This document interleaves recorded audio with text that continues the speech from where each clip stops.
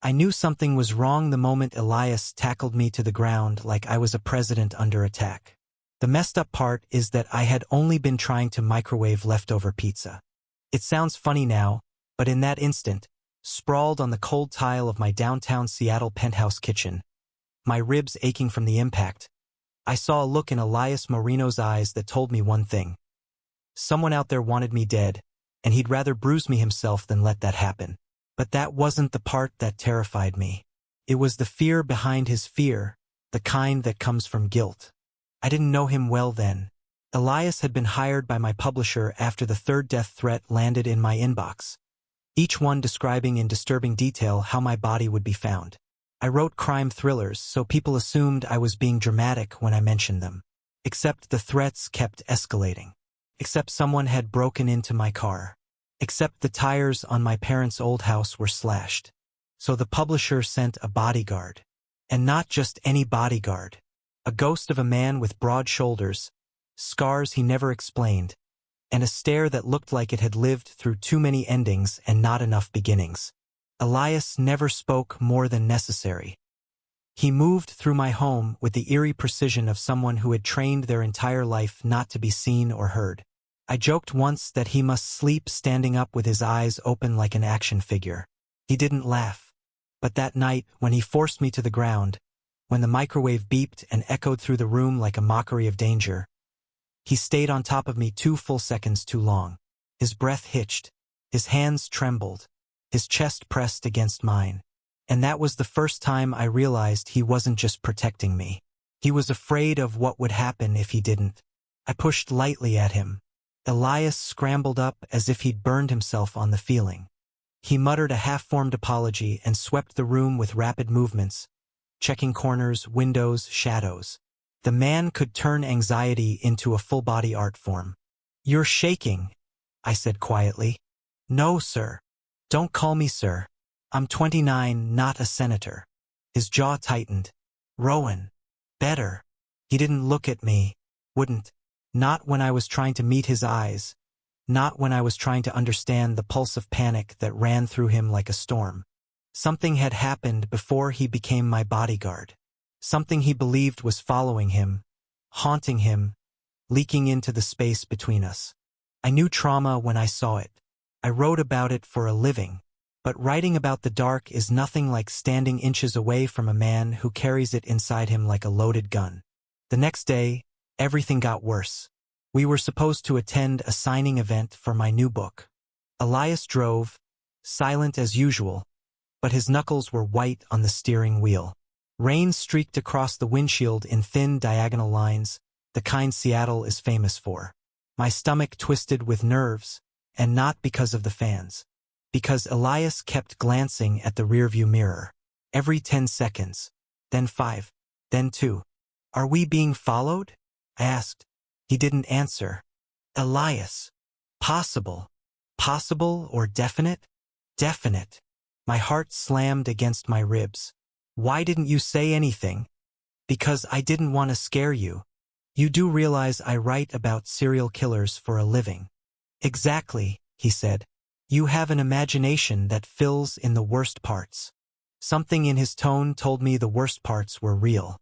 5 minutes later, he took a sudden turn and parked behind an abandoned warehouse near the shoreline.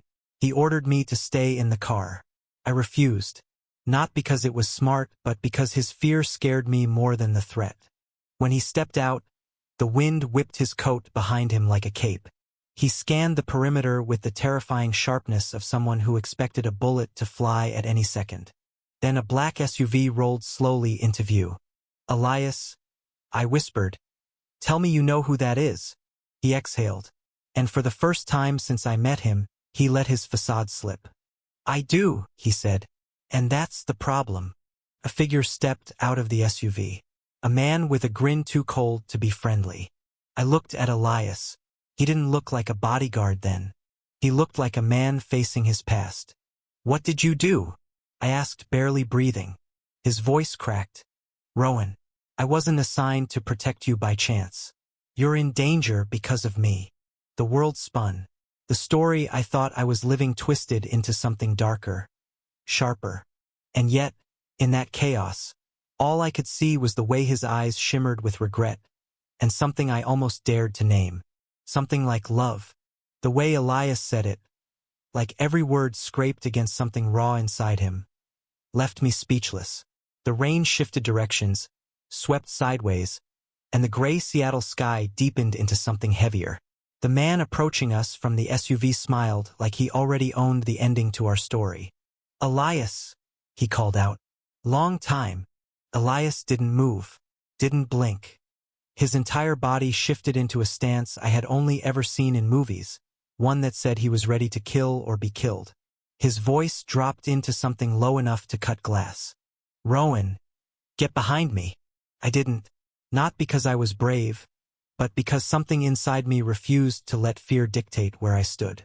I moved to his side instead, close enough that his arm brushed mine, close enough that he knew I wasn't leaving him alone. The man from the SUV stopped several feet away. He was older than Elias, sharper around the edges, with eyes that held the kind of amusement you only get from watching people fall apart. "You didn't tell him, did you?" he taunted. "About why you left us. About what you stole." Elias stiffened. "I didn't steal anything." The man laughed. "Then why run?" My stomach tightened. "Elias," I whispered. "What is he talking about?" He closed his eyes for a fraction of a second, and when he opened them he looked younger, more breakable. "I used to work for them," he said quietly, "before I became a bodyguard. They weren't just security contractors. They were mercenaries, and I found out they were doing things I couldn't be part of anymore." The man smirked. "You mean the evidence you took? The files you thought would keep you safe?" Elias swallowed hard, jaw trembling. "I took what proved they murdered civilians overseas, and I leaked it." Everything inside me stilled. Elias, the man who never spoke more than 5 words at a time, had blown the whistle on an organization that killed people. And they weren't after me. They were after him. "Elias?" I said, stepping closer. "Why did you never tell me?" His voice cracked. "Because they threatened anyone who got near me, and you already had enough danger in your life. I thought I could protect you from mine." The man lifted a hand as if signaling someone. My heart lurched. Another figure stepped out of the SUV, then a third. Elias tensed like a man preparing for the worst. "Rowan," he whispered. "Listen to me. If anything happens, run. Don't look back." I grabbed his arm. "I'm not leaving you. This is not your fight." "Then you shouldn't have made me part of your life." I shot back, voice shaking. "Because now you're mine, and I'm staying." Something flickered in his eyes. Something warm, frightened, and desperately human. But the moment broke with the cracking sound of a gun being cocked. A man stepped forward, raising the weapon slowly. Elias pushed me behind him.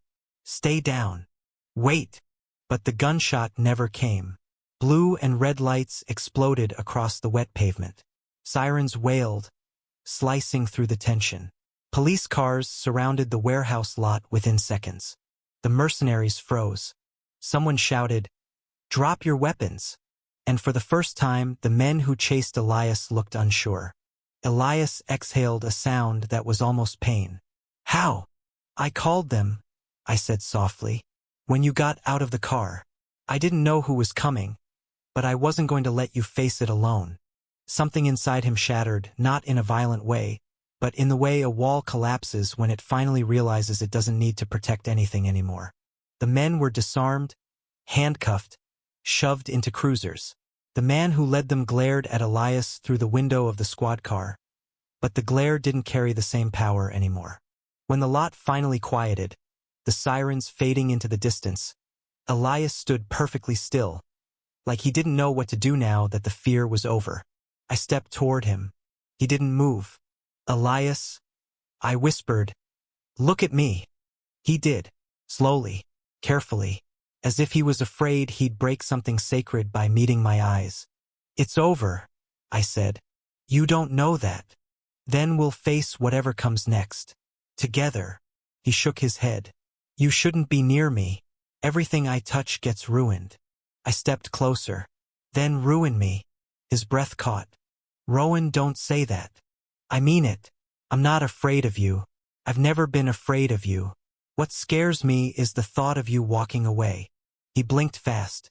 Too fast. His voice trembled. I tried to keep my distance. I tried to pretend you were just a job. But every day I failed a little more. You're the only thing that's felt real in years. My chest tightened. Then don't run from the one real thing you have. The rain softened into a mist. City lights shimmered on the water.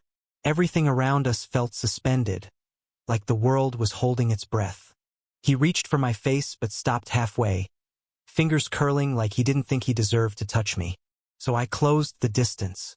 When our foreheads touched, Elias let out a shaky exhale, a sound that felt like surrender and salvation wrapped into one. Rowan, he whispered, I can't promise I won't bring trouble into your life. Then bring it. Bring all of it. I want the whole truth of you, even the dark parts. His voice broke. I don't know how to be loved. Good, I whispered. We'll learn together. And then he kissed me, gentle at first, then desperate, as if he'd spent years holding back every emotion he now finally let fall. His hands trembled against my waist. Mine tangled in the fabric of his coat. The kiss wasn't perfect. It was real. When we pulled apart, he rested his forehead against mine again. You deserve a quiet life. I deserve a true one. And that's you. For the first time since I met him, he smiled. Soft, uncertain, but real. Elias took my hand. Not to drag me away. Not to shield me. But simply to hold it. We'll figure it out, he said. We already are. And as we walked away from the flashing lights and the ghosts of his past, the night didn't feel dark anymore. Felt like a beginning. Thank you for watching. Don't forget to like and subscribe to stay updated with the latest videos.